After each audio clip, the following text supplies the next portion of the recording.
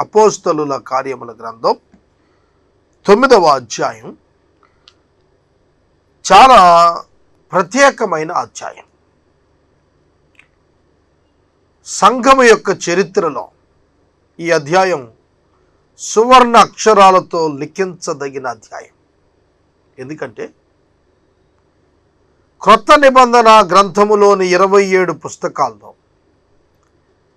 13 పత్రికలను వ్రాసినటువంటి పౌలు అనే వ్యక్తి, అనే అపోస్తలుడు, లేదంటే యేసయ్య శిష్యుడు, ఈయన మార్పు పొందిన విధానం, యేసు ప్రభువు వారిని కలుసుకున్న విధానం ఈ అధ్యాయంలో రాయబడ్డాయి. అపోస్తల కార్యముల గ్రంథము 7వ అధ్యాయంలో చివరి భాగంలో స్టెఫెను అనేటువంటి ఒక యవనుణ్ణి, ఒక దైవజనుణ్ణి రాళ్లతో కొట్టి యూదులు చంపేశారు. ఆ చావునకు సమ్మతించినటువంటి అధికారి సౌలు అనేటువంటి వాడు.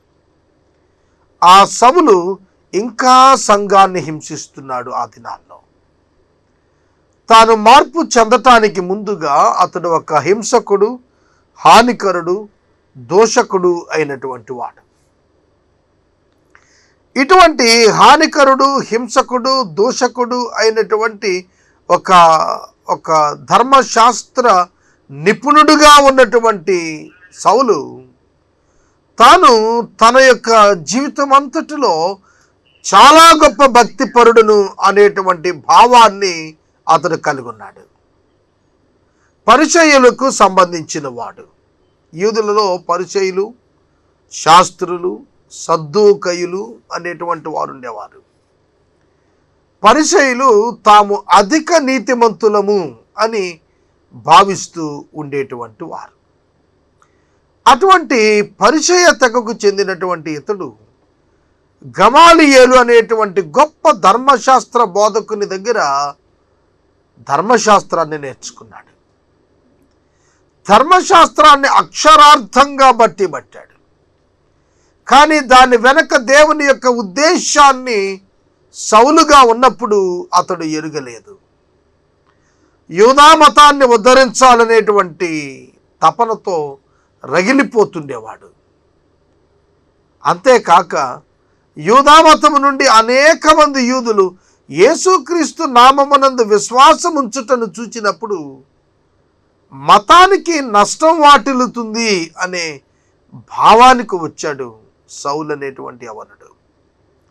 అందుకే ఎవరైతే యేసును అంగీకరిస్తున్నారో వారిని బెదిరించటం, కొందరిని వారిలో ఉన్న వారిని హత్య చేయటం, మరికొందరిని బంధించటం, మరికొందరిని చెరసాలకేర్చటం, ఇట్లాంటి పనులు చేయటానికి అతడు ఒక అధికారిగా అతడు నియమించబడ్డాడు.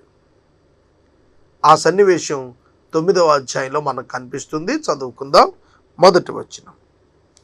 సౌలు ఇంకను ప్రభువు యొక్క శిష్యులను బెదిరించుటయును, హత్య చేయుటయును తనకు ప్రాణాధారమైనట్టు ప్రధాన యాజకుని దగ్గరికి వెళ్ళి, ఈ మార్గమందున పురుషులనైనను స్త్రీలనైనను కనుగొన ఎడల వారిని బంధించి యెరూషలేమునకు తీసుకుని వచ్చుటకు దమస్కులోని సమాజముల వారికి పత్రికలు ఇమ్మని అడిగెను.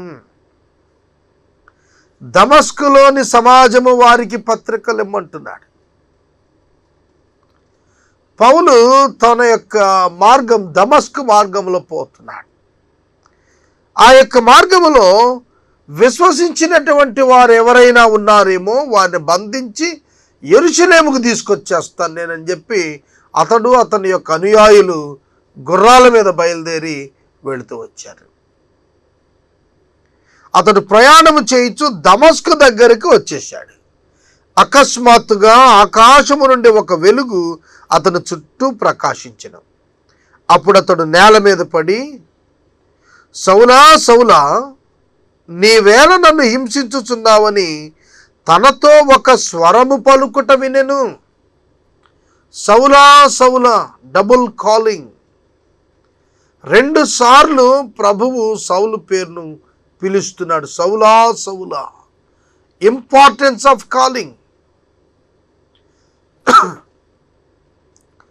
వెంటనే ఆ స్వరం విన్నటువంటి సౌలు అంటున్నాడు, ప్రభువా నీవెవడవు అని అతడు అడుగగా, ఆకాశములో గొప్ప వెలుగు, అతని చుట్టూతా ప్రకాశించిన వెలుగు, అతడు కన్నులు పోయాయి, గుడ్డివాడైపోయాడు.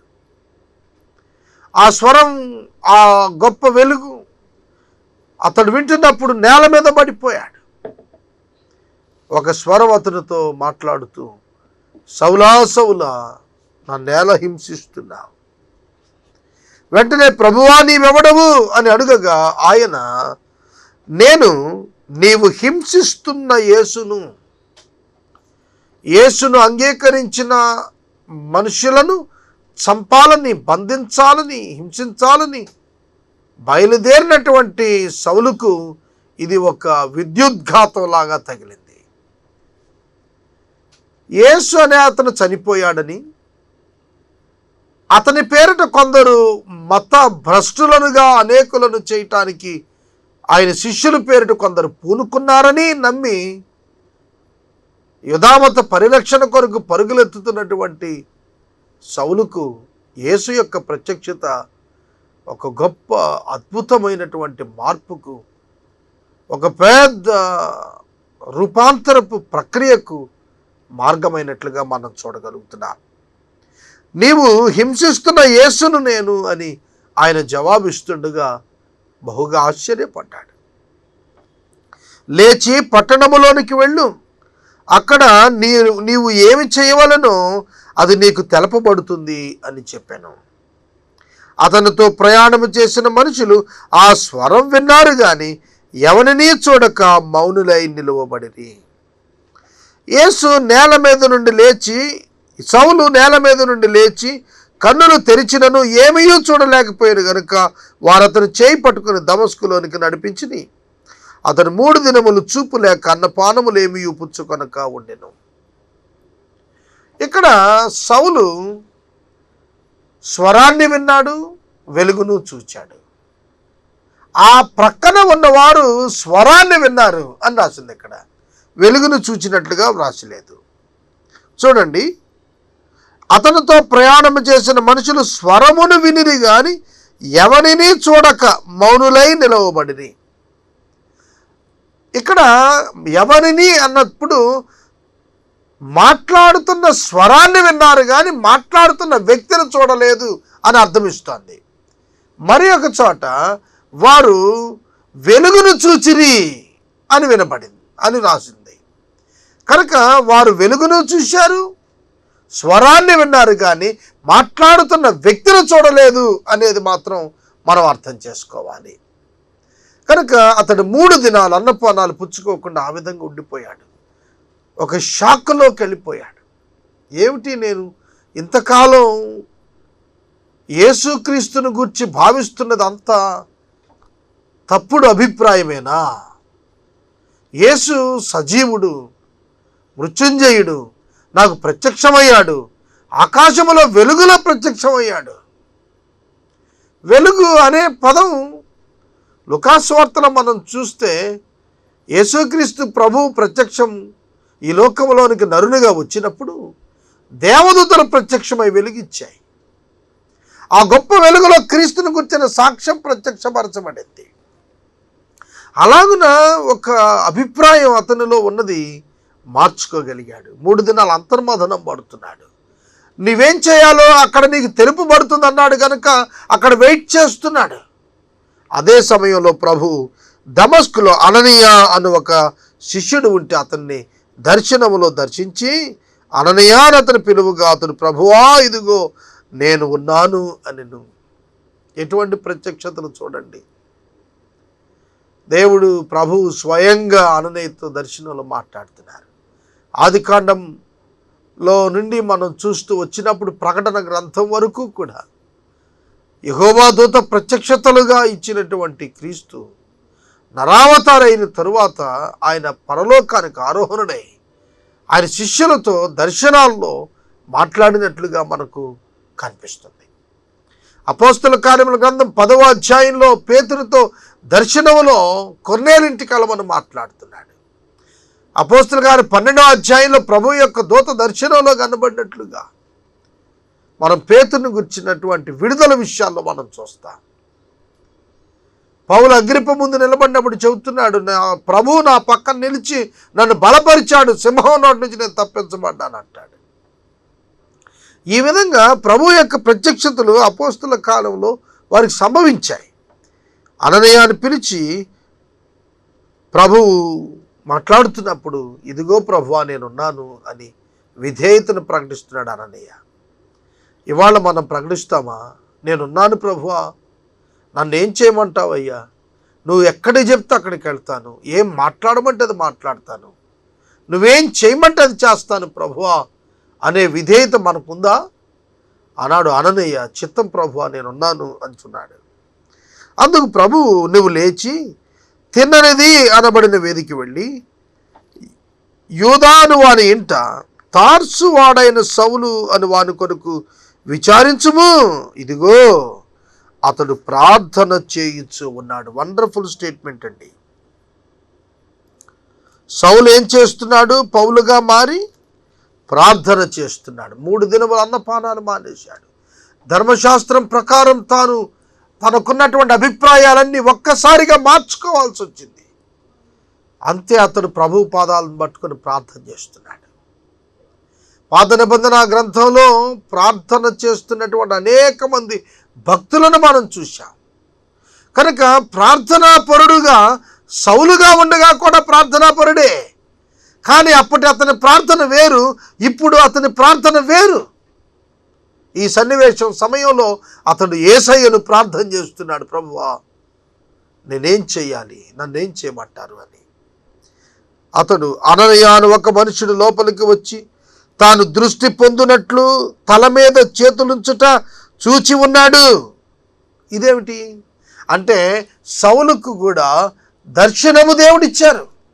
అననీయ అనేటువంటి వ్యక్తి వస్తున్నాడు, తన తల మీద చేతులుంచాడు, తనకు కళ్ళు కనపడటం ప్రారంభమయ్యాయి అనేది తన దర్శనములో సౌలు పొంది ఉండుట యేసు ప్రభువు వారు ఇక్కడ అననీయకు జ్ఞాపకం చేస్తూ, ఇది దేవుడు నిర్ణయించిన పద్ధతి కనుక నీవు అభ్యంతర పడక వెళ్ళాలి అని చెప్పాడు. అందుకు అననీయ అంటున్నాడు, ప్రభువా ఈ మనుషుడు యెరూషలేములో నీ పరిశుద్ధులకు ఎంతో కీడు చేసి ఉన్నాడని అతని గురించి అనేకుల వల్ల నేను వింటిని. ఇక్కడను నీ నామమును బట్టి ప్రార్థన చేయి వారందరిని బంధించుటకు అతడు ప్రధాన యాజకుల వల్ల అధికారం పొంది ఉన్నాడని ఉత్తరం ఇచ్చిండు. అందుకు ప్రభువు నీవు వెళ్ళుము. తనకున్న ఇన్ఫర్మేషన్ ప్రకారం అననీయ మాట్లాడుతున్నాడు. యెరూషలేములో విశ్వాసులను చాలా హింసించాడు, మళ్ళీ ఇక్కడ కూడా హింసించడానికి ప్రధాన యాజకుల చేత అనుమతి పత్రాలు పొంది ఇక్కడికి వచ్చాడు. ఇట్లాంటి వాడని నీకు తెలుసా? అవును నాకు తెలుసు అంతా, నువ్వు వెళ్ళుము. అన్యజనుల ఎదుటను రాజుల ఎదుటను ఇశ్రాయేలీయుల ఎదుటను నా నామము భరించుటకు ఇతడు నేను ఏర్పరచుకుని సాధనమై ఉన్నాడు. సౌలును గురించి ప్రభు చెబుతున్నటువంటి స్టేట్మెంట్ అననీయతో, ఇతడు నా నిమిత్తం ఒక సాధనం, నా నామము భరించుటకు ఇతడు సాధనం, అన్యజనుల ఎదుట రాజుల ఎదుట ఇశ్రాయేలీల ఎదుట నేను ఏర్పరచుకుని సాధనమై ఉన్నాడు. అతని గురించి అభ్యంతర పడవద్దు, నేను అతనిని ఏర్పరచుకున్నాను. దేవుని నామానికి స్తోత్రం. సౌలు యేసుని ఏర్పరచుకోలేదండి, యేసు సౌలును ఏర్పరచుకున్నాడు. పాపులను రక్షించుటకు ఈ లోకమునకు వచ్చినటువంటి ప్రభు నరహంతకుడైనటువంటి సౌలును ఒక దీన సేవకునిగా మార్చుట కొరకు ఆయన ప్రణాళిక కలిగినటువంటి వాడై ఉండి ఆయన ఏర్పాటు చేసుకున్నాడు. ఆయన ఏర్పాటు చేసినది జరిగి తీరుతుంది. ఆయన ఉద్దేశించినది నిష్ఫలం కానేరదు. ఈ రాత్రికాలం నేను మనవి చేస్తున్నాను, దేవుడు నిన్ను ఏర్పాటు చేసుకున్నాడు, సంఘాన్ని ఏర్పాటు చేసుకున్నాడు. సంఘము ద్వారా లోకమును క్రీస్తు నామములో ఆశీర్వదించాలని దేవుడు సంఘాన్ని ఏర్పాటు చేసుకున్నాడు. ఆనాటి సౌలు పౌలుగా మారి పరిచర్య చేశాడు. ఈ రాత్రికాలం మరి నీవేం చేస్తున్నావు? నీవున్న ఉద్యోగములో, నీవు పనిచేస్తున్న స్థలములో, నీవు నివసిస్తున్నటువంటి స్థలములో దేవునికి సాక్షిగా జీవించగలుగుతున్నావా? దేవుడు నిన్ను ఏర్పాటు చేసుకున్నాడనేటువంటి సత్యాన్ని నీవు గుర్తెరిగినట్లయితే నీవు మౌనముగా ఉండలేవని ప్రేమతో నేను మనవి చేస్తున్నాను. అందుకు ప్రభువు, నీవు వెళ్ళుము, అన్యజనుల ఎదుటను, రాజుల ఎదుటను, ఇశ్రాయేలీయుల ఎదుటను నా నామము భరించుటకు ఇతడు నేను ఏర్పరచుకుని నా సాధనమై ఉన్నాడు, పాత్ర అయి ఉన్నాడు. పాత్రను మీరు ఎన్నిసార్లు ఉపయోగించినా పాత్ర మాట్లాడదు, పాత్ర బాధపడదు. ఒక పాత్ర ఎన్నిసార్లు మీరు స్టవ్ మీద పెట్టి వంట చేసినా అదే అందం. అంటే హక్కులు లేని ఒక సేవకునిగా పౌలు సమర్పించుకోనై ఉన్నాడని యేసు ప్రభు ఎరిగినటువంటి వాడు. పౌలు యొక్క క్యారెక్టర్, ఇమోషన్స్ అన్నీ ఎరిగినటువంటి వాడు ప్రభు. అందుకని అంటున్నాడు, ఇతడు నా సాధనం, నేను ఏర్పరుచుకున్న ఒక పాత్ర. అతడు జీవించబోయే కాలం నా కొరకు జీవిస్తాడు, నా కొరకు చనిపోతాడు. అటువంటి వ్యక్తిగా ఉంటాడు కనుక అననయ్య, నువ్వు అభ్యంతరపడొద్దు, వెళ్ళు అన్నాడు. 17వ వచనం, అననయ్య వెళ్ళి ఆ ఇంట ప్రవేశించి అతని మీద చేతులు ఉంచి, సౌలా, సహోదరుడా, నీవు వచ్చిన మార్గములో నీకు కనబడిన ప్రభువైన యేసు నీవు దృష్టి పొంది పరిశుద్ధాత్మతో నింపబడినట్లు నన్ను పంపి ఉన్నాడు అని చెప్పాను. ఎంత మంచి స్టేట్మెంట్ అండి. నీవు వస్తున్న మార్గములో నీకు కనబడిన ప్రభువైన యేసుక్రీస్తు, సౌలా నా సహోదరుడా. అననయ్య ఎంత ప్రేమిస్తున్నాడు.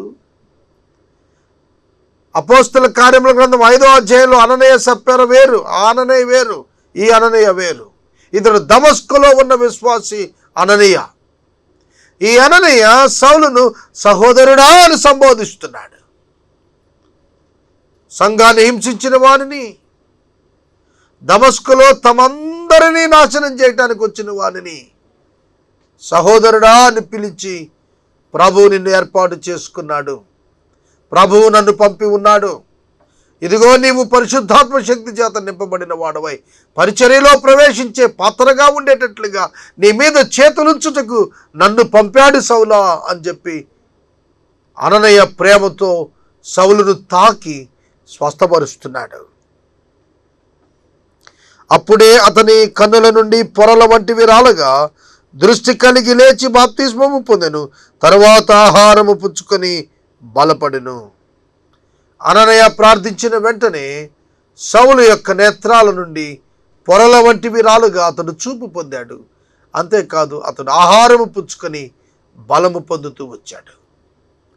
పరిశుద్ధుడైన పౌలు 3 సంవత్సరముల అరేబియా ప్రాంతానికి వెళ్ళి ధర్మశాస్త్రాన్ని క్రీస్తు సువార్తతో అన్వయించి దానిని అప్లై చేసి దానిని పటిష్టంగా నేర్చుకొని అనేక సిద్ధాంతపరమైన విషయాలను దేవుని ఆత్మచేత వెలిగించబడిన జీవితం ద్వారా సిద్ధపరచుకొని మరలా తిరిగి వచ్చి పేతురుతో కొద్ది కాలం యెరూషలేములో నివాసం ఉన్నాడు. ఆ తర్వాత అతడు పరిచర్య ప్రారంభించాడు. బర్నబాతో కలిసి మొదటి మిషనరీ ప్రయాణాన్ని దిగ్విజయంగా చేయటానికి ముందుకు సాగాడు. పౌలు యొక్క మిషనరీ ప్రయాణాలు అద్భుతమైనటువంటి మిషనరీ ప్రయాణాలు. ఇదే అపోస్తల కార్యముల గ్రంథంలో అతని యొక్క 3 మిషనరీ ప్రయాణాలు మరియు ఆఖరి ప్రయాణము, అలాగే 5 పర్యాయాలు యెరూషలేమునకు అతను వెళ్ళటం, ఇవన్నీ కూడా రాయబడుతూ వచ్చాయి. అన్ని సంఘాల ఏర్పాటుకు సంబంధించినటువంటి విషయాలన్నీ కూడా ఇతని ప్రయాణాల్లో ఎట్లా జరిగిందో సాక్ష్యం చెప్పింది అపోస్తల కార్యముల గ్రంథం. ఒక విధంగా పాత నిబంధనకు కొత్త నిబంధనకు మధ్య, ఈ యొక్క సంఘానికి మధ్య ఒక వారధిలా పనిచేస్తోంది ఈ గ్రంథం. కనుక పాత నిబంధన గ్రంథం, సువార్తలు, ఆ తరువాత మరల సంఘానికి మధ్య ఒక వారధిగా కనిపిస్తుంది. అటువంటి ఉన్నతమైనటువంటి పరిచర్య వివరాలు ఇందులో రాస్తూ వచ్చాడు. 19వ వచనం, పిమ్మట అతడు దమస్కులో ఉన్న శిష్యులతో కొన్ని దినాలుండెను.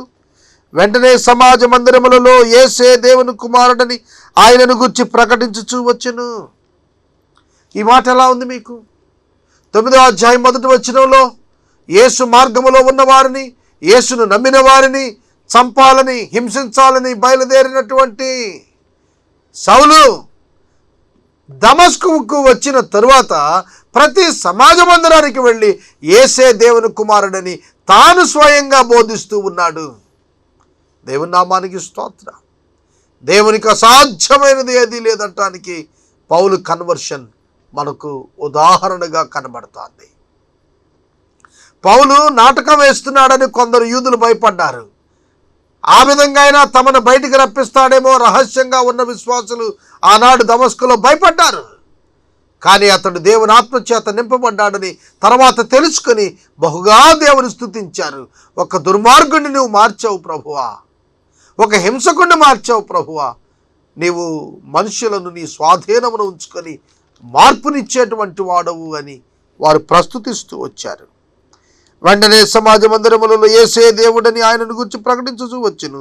వినిన వారందరూ భ్రాంతి నుండి యెరూషలేములో ఈ నామమును బట్టి ప్రార్థన చేయి వారిని నాశనం చేసిన వాడు ఇతనే కాడా, వాడిని బంధించి ప్రధాన యాజకుల యొద్దకు కొనిపోవుటకు ఇక్కడికి కూడా వచ్చి ఉన్నాడని చెప్పుకొని, అయితే సౌలు మరి ఎక్కువగా బలపడి ఈయనే క్రీస్తుని రుజువుపరచుచు దమస్కులో కాపురమున్న యూదులను కలవరపరిచెను.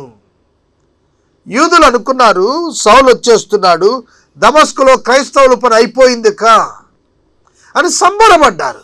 కానీ సౌలు పౌలుగా మార్చబడిన వాడై తాను చేస్తున్నటువంటి సువార్త ప్రకటన చూస్తే అతను బలంగా సువార్త ప్రకటిస్తూ ఉండటాన్ని బట్టి ఆనాటి యూదులంతా కూడా కలవరపడటం ప్రారంభించారు. అవును, మరి వారి ఆశ నెరవేరలేదు, అందుకే వారు కలవరపడుతున్నారు. సౌలు ఏదో చేస్తాడు అని చెప్పి ఎదురు చూస్తున్న యూదులకు ఆశాభంగం కలిగింది. మతము వేరు, మార్గము వేరు. యేసుక్రీస్తు మార్గం, యేసుక్రీస్తు మతం కాదు. ఏ మతంలో ఉన్నవారైనా యేసుక్రీస్తును అంగీకరించవచ్చును. క్రైస్తవుడు అనేది కులం కాదు, మతం కాదు, అది ఒక మార్గం. ఎవరైనా అంగీకరించవచ్చు, ఎవరైనా విశ్వసించవచ్చు. విశ్వసించిన వారిని అంతియోకయలో ఆదిమ సంఘం కాలంలో క్రైస్తవులను ఆ ప్రాంతం వారు పిలిచారు. అంతవరకు ఎవరైనా క్రీస్తునందు విశ్వాసం ఉంచవచ్చు. 23వ వచనం నుండి వాక్యాన్ని గమనించండి. అనేక దినములు గతించిన పిమ్మట యూదులు సౌలును చంప ఆలోచింపగా వారి ఆలోచన సౌలునకు తెలియవచ్చెను. వారు అతనిని చంపవలెను అని రాత్రింబగళ్ళు ద్వారముల యొద్ద కాచుకొనుచుండిరి. గనుక అతని శిష్యులు రాత్రివేళ అతనిని మోసుకొని పోయి గంపలో ఉంచి గోడ గుండా అతనిని కిందకు దింపిరి. ప్రభువు వారి యొక్క దర్శనాన్ని దమస్కు మార్గంలో పొందినటువంటి సౌలు క్రీస్తు శిలువను తన భుజాన వేసుకున్నాడు. తాను సువార్త ప్రచారకుడయ్యాడు, దేవుని పరిచారకుడయ్యాడు. యూదులకు ఇది చాలా కోపాన్ని కలిగించింది. సౌలును చంపాలని వారు రేయింబగళ్ళు ప్రయత్నం చేస్తూ వచ్చారు. కొందరు శిష్యులు, విశ్వాసులైన వారు సౌలును ఆ స్థలం నుండి తప్పించారు. సౌలు చాలా ధర్మశాస్త్రాన్ని గూర్చినటువంటి నేర్పు, జ్ఞానం గలవాడు. దేవుడు అతనికిచ్చిన విశేష జ్ఞానాన్ని బట్టి సౌలు తాను సువార్త సమర్థవంతంగా యూదులకు చెప్పగలిగేవాడు. యూదులు ఒకప్పుడు సౌలును గురించి సంతోషపడేవారు, ఎందుకంటే క్రైస్తవులను హింసిస్తున్నాడని. కానీ ఇప్పుడు అదే వ్యక్తి క్రీస్తును ప్రచారం చేస్తున్నాడు,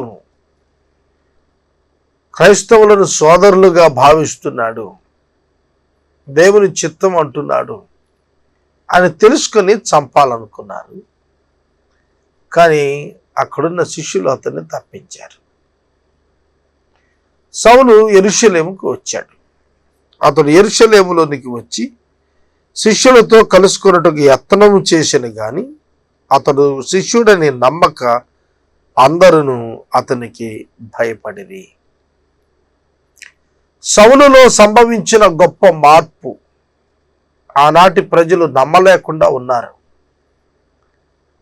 క్రైస్తవులకు అంత వ్యతిరేకంగా ఉన్నటువంటి ఆ వ్యక్తి ఒక్కసారిగా తాను మారిపోయాను అని చెబుతూ సువార్త ప్రకటిస్తూ అపోస్తలులను కలుసుకోవటానికి వచ్చాను అంటే అక్కడున్న వారు నమ్మటానికి ఇబ్బంది పడ్డారు.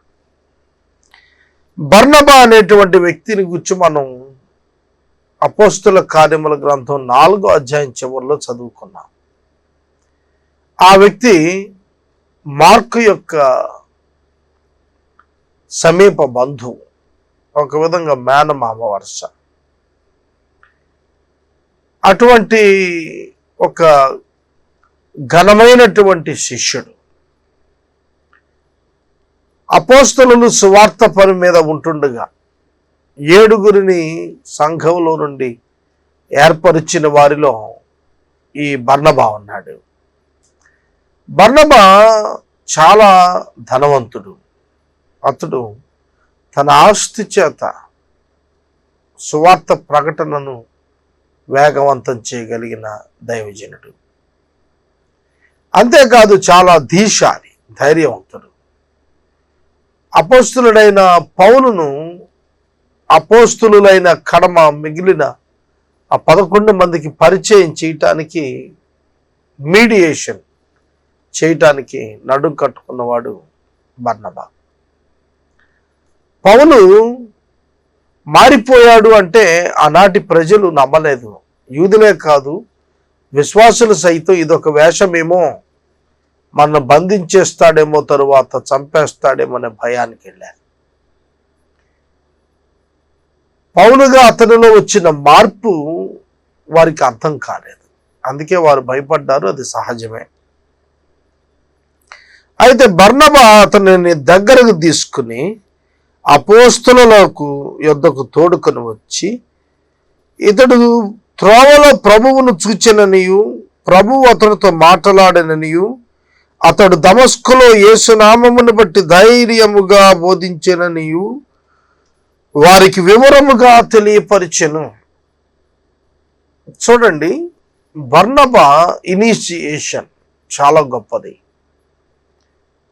సంఘ బిడ్డలందరూ కూడా భయపడుతున్న దినాల్లో సౌలు క్రీస్తును అంగీకరించి దమస్కులో క్రీస్తును గురించి సాక్ష్యం చెప్పిన వాడు, దమస్కు మార్గంలో ప్రభువును చూచినటువంటి వాడు ఈ సౌలు అని అపోస్తలుల ఎదుట సాక్ష్యం చెప్పటానికి చొరవ చూపిన వాడు బర్నబా.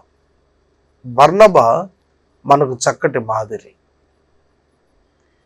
ఈ సమాజంలో ఉన్నటువంటి పిలుపు కలిగిన, దర్శనం కలిగిన వ్యక్తుల్ని ఐడెంటిఫై చేయటం చాలా అవసరమైన పని.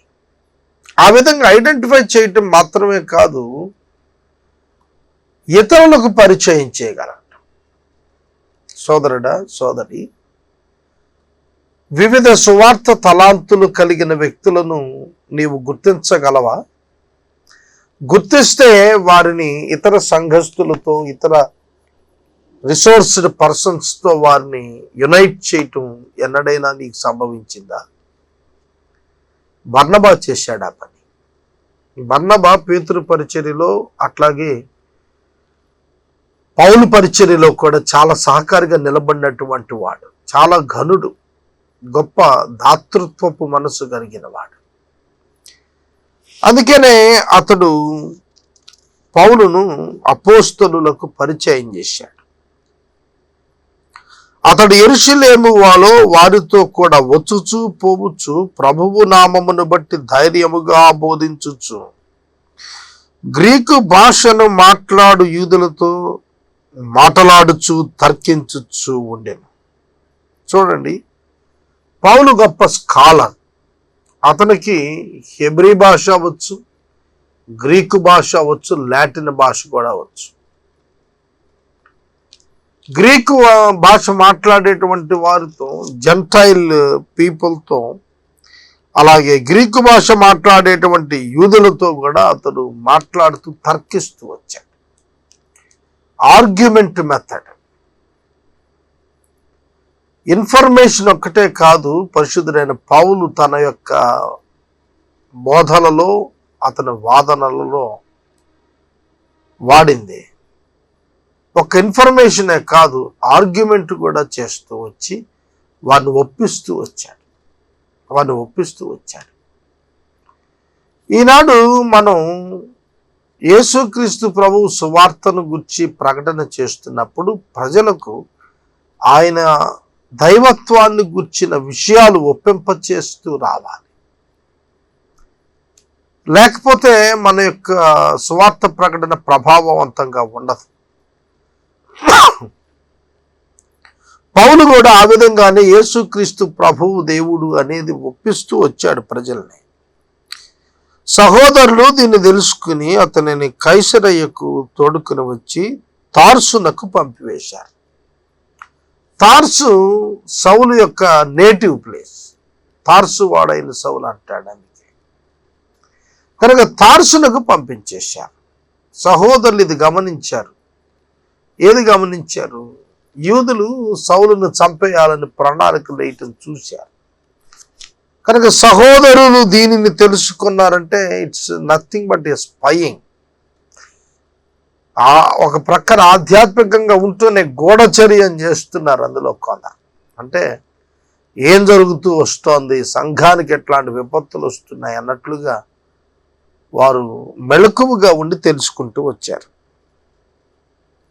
31వ వచనం, కావున యూదయ గలిలయ సమరయ దేశముల యందంతటా సంఘము క్షేమాభివృద్ధి నొందుచు సమాధానము కలిగి ఉండెను, మరియు ప్రభువునందు భయమును పరిశుద్ధాత్మ ఆదరణయు కలిగి నడుచుకునొచ్చు విస్తరించుచు ఉండెను.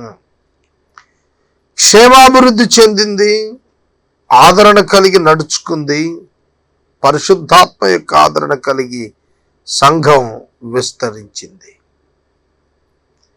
సంఘము క్షేమాభివృద్ధి చెందాలి, సంఘము విస్తరించాలి, సంఘము ఆదరణ కలిగి నడుచుకోవాలి.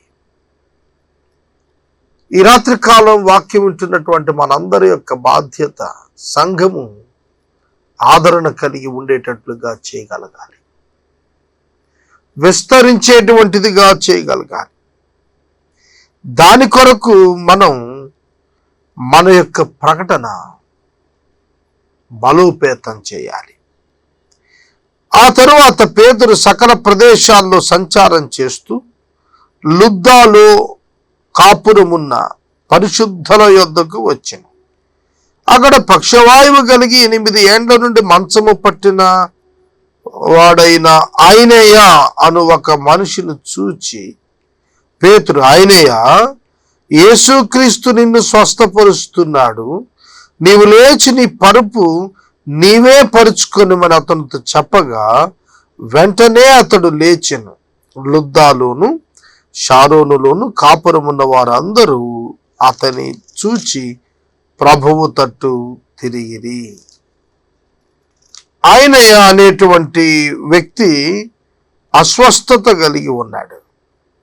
8 సంవత్సరాలుగా పక్షవాయువు చేత బాధపడుతున్నాడు. పేతురు భక్తుడు అతన్ని పిలిచి చెబుతున్నాడు, ఐనేయ, ప్రభువు నిన్ను స్వస్థపరుస్తున్నాడు. దేవుని ప్రేమ ఎంత గొప్పది. దేవుడు తన బిడ్డలకు స్వస్థతనివ్వటానికి ఇష్టపడుతున్నాడు.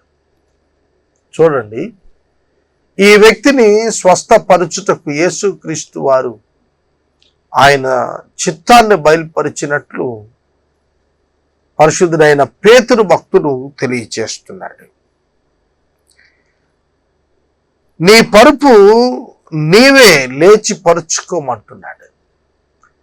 యేసుక్రీస్తు ప్రభువు వారు సైతం పక్షవాయువు కలిగిన వారిని అనేకులు బాగు చేశారు. అదే పరిశుద్ధాత్మ శక్తి చేత పేతురు భక్తుడు కూడా ఐనేయాను స్వస్థపరిచాడు. తదుపరి వచనాలు, ఈ కారణంగా అనేకులు ప్రభు తట్టు తిరిగారు. మన జీవితంలో కనబడుతున్న మార్పు అనేకులను సిలువ చెంతకు చేరుస్తుంది. మరియు యొప్పేలో తబితాను ఒక శిష్యురాలు ఉండెను. ఆమెకు భాషాంతరమున దోర్కా అని పేరు. ఆమె సత్క్రియలను ధర్మ కార్యములను బహుగా చేసి ఉండెను. యొప్పే అనే ఊరు చర్మకారుడైన సీమోను అక్కడే ఉండేవాడు. పేతురు గారు ఆ ఇంటిలోనే ఆతిథ్యం తీసుకుంటూ సువార్త ప్రకటనకు వెళ్తుండేవాడు.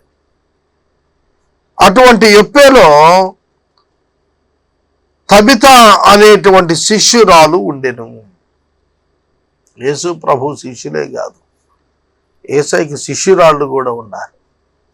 సంఘంలో స్త్రీ పురుషులు ఇరువురికి కూడా డిసైపుల్షిప్ ఆపాదించబడింది. కేవలం పురుషులకే డిసైపుల్షిప్ ఉంది అనుకోకండి. ఆమె శిష్యురాలు, ఆమె చనిపోయినట్లుగా పడిపోయి ఉంది. ఆమె పేరు భాషాంతరమున దోర్కా లేడీ అనే పేరు పెట్టారు. ఆమె సత్క్రియలు ధర్మకార్యాలు బహుగా చేసి ఉండింది. ఆ దినము అందు ఆమె కాయలాపడి చనిపోగా వారు శవమును కడిగి మేడగదిలో పరుండబెట్టిరి. లుద్దా యొప్పే దగ్గరగా ఉండట చేత పేతురు అక్కడ ఉన్నాడని శిష్యులు విని అతడు తడవు చేయక తమ యొద్దకు రావాలని వేడుకొనుటకు 2 మనుషులను అతని యొద్దకు పంపిరి. 2 మనుషులను పేతురు నొద్దకు పంపి తమ యొద్దకు రావాలని చెప్పి వారు విజ్ఞాపన చేయగా పేతురు లేచి వారితో కూడా వెళ్ళి అక్కడ చేరినప్పుడు వారు మేడగదిలోనికి అతన్ని తీసుకుని వచ్చింది. విధవరాండ్రందరూ వచ్చి ఏడుస్తూ దోర్కా తమతో కూడా ఉన్నప్పుడు కుట్టిన అంగీలను వస్త్రములను చూపుచూ అతని ఎదుట నిలిచిరి. ఈ విశ్వాసురాలైనటువంటి శిష్యురాలు యొక్క ప్రవర్తన, ఆమె బ్రతకుండగా చేసిన క్రియలు సంఘం మరువలేకపోయింది. సంఘం చాలా ప్రభావం చెందింది ఆమె యొక్క సత్ప్రవర్తన జీవితం చేత. అందుకనే పేతురు దగ్గరకు వచ్చి ఆమె బ్రతికి ఉన్న దినాలలో ఆమె కుట్టిన అంగీలు వస్త్రాలు చూపిస్తూ అతని ఎదుట వారు నిలిచారు. ఈ దోర్కా అనేటువంటి ఆమె కేవలం తన కొరకే బ్రతికిన వ్యక్తి కాదు. ఇతరులు అనేకులు అవసరాల్లో ఉన్న వారి కొరకు ఆమె తన జీవితంలో ఆమె పని చేసినట్లుగా చూస్తున్నాం. పేతురు అందరినీ వెలుపలికి పంపి మోకాళ్ళుని ప్రార్థన చేసి శవము వైపు తిరిగి తబితా లెమ్మని అనగా ఆమె కన్నులు తెరిచి పేతురును చూచి లేచి కూర్చుండెను. ఈ చనిపోయినటువంటి ఆమెను పేతురు భక్తుడు లేవనెత్తుతున్నాడు. ప్రభు అయిన యేసుక్రీస్తు వారి యొక్క నామములో శక్తి చేత నింపబడిన వాడిగా పేతురు భక్తుడు అనేక అద్భుతాలను చేశాడు. ఈ అద్భుతాలను తబిత అనేటువంటి ఈమెను, యొప్పే పట్టణస్థురాలను, విశ్వాసపు క్రియల చేత నిండిన సోదరి మరణించినప్పుడు పేతురు భక్తుడు ఆమెను సజీవురాలను చేస్తున్నాడు. ఆమె లేచి కూర్చుంది. అతడు ఆమెకు చేయి ఇచ్చి లేవనెత్తి పరిశుద్ధులను విధవరాండ్రను పిలిచి ఆమెను సజీవురాలనుగా వారికి అప్పగించెను. గమనించండి, ఇక్కడ వ్రాయబడినటువంటి వాక్యం చూస్తున్నప్పుడు ఒక మృతి చెందినటువంటి స్థితిలో ఉన్నటువంటి ఆమెను తిరిగి జీవించేటువంటి స్థాయిలోనికి, పునరుజ్జీవితములోనికి పేతురు భక్తుడు నడిపించాడు. యేసుక్రీస్తు ప్రభువు వారి భూమి మీద అనేక మంది మరణించిన వారు లేపారు. వాటిలో 3 వృత్తాంతాలు బైబిల్లో రికార్డు ఉన్నాయి. అలాగే పౌలు భక్తుడు కూడా చనిపోయిన వారిని లేపాడు. చూడండి, యేసు చనిపోయిన వారిని లేపాడు, పేతురు చనిపోయిన వారిని లేపాడు. కదా అని ఇద్దరు ఒకటే అంటే సరిపోదు. ఒక విశ్వాసిగా పేతురు పరిశుద్ధాత్మ శక్తి చేత నిండుకున్నటువంటి వాడై అతడు ఆమెను ప్రభువు నామములో సజీవురాలుగా చేసి వారికి తిరిగి అప్పగించాడు. సోదరుడా, సోదరి, ఈ రాత్రి కాలం వాక్యం వింటున్నటువంటి మన జీవితాల్లో మనం తెలుసుకోవాలి, ఇది పేతురు స్వయం శక్తి చేత జరిగినటువంటి కార్యం కాదు. ఇది ప్రభువు తానే స్వయంగా తన శక్తిని పేతురికి ఇవ్వటం ద్వారా. ఎందుకంటే అతడు అధికారమును ప్రభువు వలననే పొందాడు. ప్రభు ఆరోహణమవుతూ చెప్పిన మాటలు మీరు గమనించినట్లయితే, మీరు నాకంటే గొప్ప కార్యాలు చేస్తారన్నాడు. చనిపోయిన వాడిని లేవనెత్తుతారు, విషం దాగినా మీకేం కాదని వారికి చెబుతూ వచ్చాడు. ఎందుకంటే ప్రభువు యొక్క బిడలుగా వారు చేయాల్సిన కార్యాలు నెరవేర్చడం కొరకు ప్రభువు వారిని బలపరుస్తున్నాడు తన ఆత్మ చేత. కనుక పేతురు భక్తుడు ఆమెను లేవనెత్తి పరిశుద్ధులకు విధవరాండ్రకును పిలిచి ఆమెను సజీవురాలుగా వారికి అప్పగించాడు. ఇది యొప్పేయందంతటా తెలిసినప్పుడు అనేకులు ప్రభువునందు విశ్వాసము ఉంచిరి. దేవుని నామానికి స్తోత్రం. అనేకులు ప్రభువునందు విశ్వాసం ఉంచిరి. ఈ రాత్రికాలం మనం వాక్యాన్ని నేర్చుకోవాలి. అనేకులు ప్రభువు నామమునందు విశ్వాసముంచిరి. అవునండి, పేతురు చేసిన ప్రతి విధమైనటువంటి సూచక క్రియలు, ఆశ్చర్య కార్యాలు అనేకులు యేసు నామమునందు విశ్వాసముంచటానికి కారణమయ్యాయి. కనుక దేవుని యొక్క వాక్యమును నమ్మటం కొరకు అలనాడు అపోస్తుల ద్వారా కొన్ని సూచక క్రియలు చేయబడ్డాయి. ఈనాడు కూడా అనేక మంది ప్రభువు ఇచ్చిన స్వస్థతను బట్టి, ప్రభువు చేసిన మేలులను బట్టి ప్రభు సన్నిధికి వస్తున్నారు. ప్రభువుకు తమను తాము సమర్పించుకుంటున్న వారిని ఈనాడు కూడా మనం చూస్తున్నాం. ఇది ఎప్పేలా తెలిసిపోయింది, ఆ ప్రాంతం అంతా ప్రాకింది. అవునండి, మరణించిన ఆమె తిరిగి బ్రతకటం సాధారణ విషయమా? మరణాన్ని జయించిన క్రీస్తు వలన ఇది సాధ్యం అయ్యింది వారికి. పేతురు యొప్పేలో సీమోను అను ఒక చర్మకారుని యొద్ద బహుదినములు నివసించెను. యొప్పే ఒక పట్టణం. ఆ పట్టణం గొప్ప పట్టణమేం కాదు, తక్కువ పాపులేషన్తో ఉన్నటువంటిదే. ఆ పట్టణంలో చర్మకారుడైన సీమోను ఇంట పేతురు చాలా దినాలు నివసించాడు. దైవజనునికి నివాసము ఇచ్చిన గృహంగా మనము సీమోను యొక్క గృహాన్ని చూస్తున్నాం.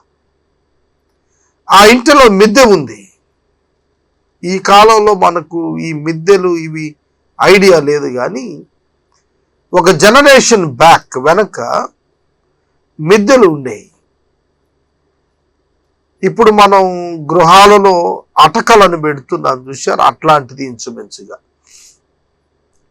కొన్ని బిజినెస్ సెంటర్స్లో కూడా ఇటువంటివి ఏర్పాటు చేసుకుని రెండుగా స్పేస్ను డివైడ్ చేసుకుని అందులో కూడా బిజినెస్ పెట్టుకుంటున్నారు. అట్లాగన ఈ విధంగా చర్మకారుని ఏంటో చెప్పేలో పేతురు ఉన్నప్పుడు అతడు ప్రార్థన అధికంగా చేస్తూ వచ్చాడు.